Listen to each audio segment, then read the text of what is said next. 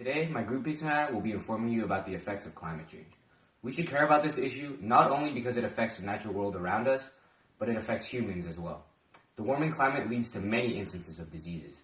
For example, the Ebola outbreak in 2014 was suspected to be a link to climate change, which causes dry seasons followed by heavy rainfalls that produce an abundance of fruit. When the fruit is plentiful, bats, which are the suspected carriers of Ebola, and apes may gather together to eat, providing opportunities for the disease to jump between species. Furthermore, climate change causes more food shortages in poorer countries like Africa due to the climate being regularly unsuited for farming during the summer. This can actually worsen the Ebola issue by forcing people to rely on other, less safe sources of food, such as bushmeat, which tend to carry the virus. An important thing to note is that nearly 75% of new, emerging, or re-emerging diseases affecting humans at the beginning of the 21st century are zoonotic, which means they originate from animals. These include AIDS, SARS, H5N1 avian flu, and the H1N1 flu.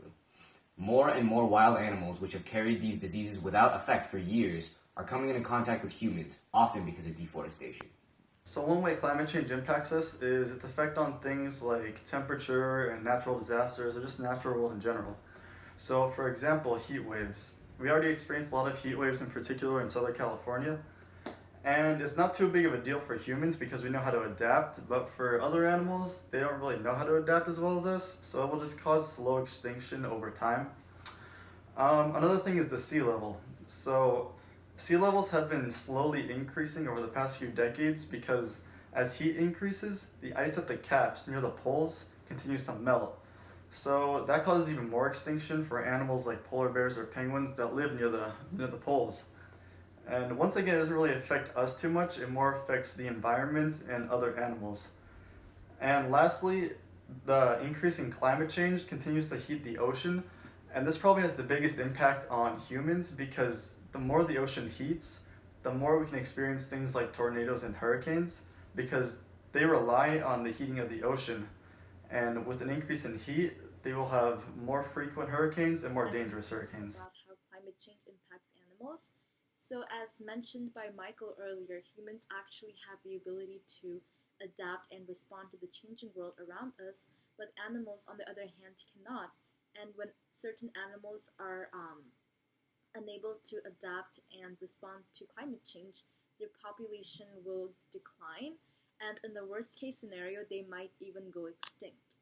Marine species such as coral reefs are greatly impacted by climate change.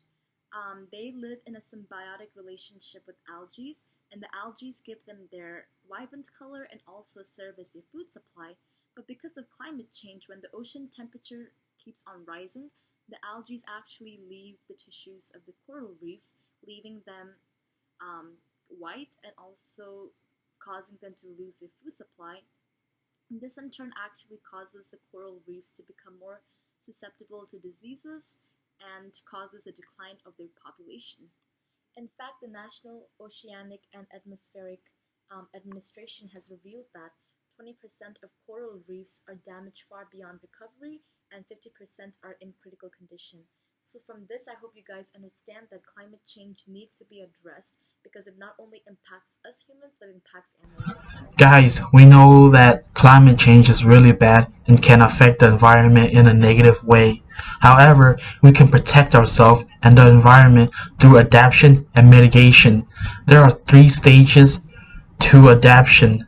The first stage is to protect ourselves and our infrastructure using engineering solutions, like having a buffer zone between the ocean and us.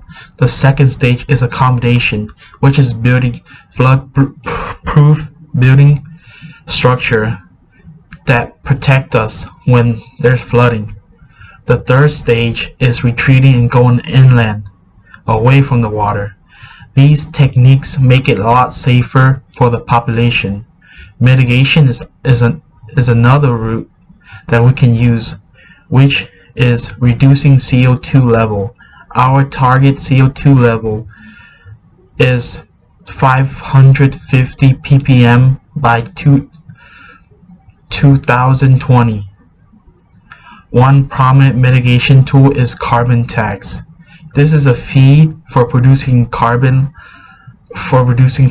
like driving cars, using the heater too often, or many other activities that produce carbon. There are countries like China and India that are vulnerable to climate change. This makes it more important to use adaptation and mitigation techniques before climate change is irreversible.